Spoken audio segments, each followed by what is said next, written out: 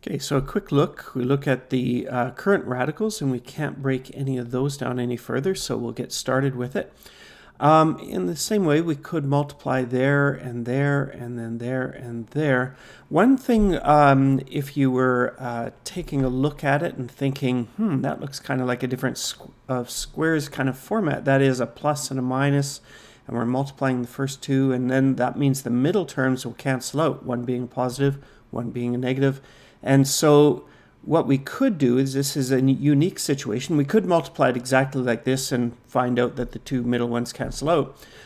Or if you do recognize the same at the beginning, same at the end, one's a plus, one's a minus, we know that those middle terms will cancel out. That saves us a little bit of time if we want to. And we just have to multiply the first two terms and the last two terms and know that it will be a difference, so a minus in the middle. And that could save us a little time. So let's go with that. We would take the first two terms and multiply them. 9 times 9 is 81. And then root 7 times root 7 would be root 49 if you wish. Or you could say root 7 squared.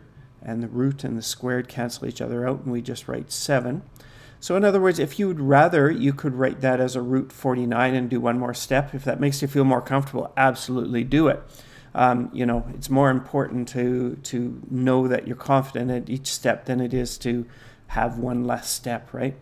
So the last two terms, we remember this is a minus. 4 times 4 is 16. And root 5 times root 5, again, could be root 25.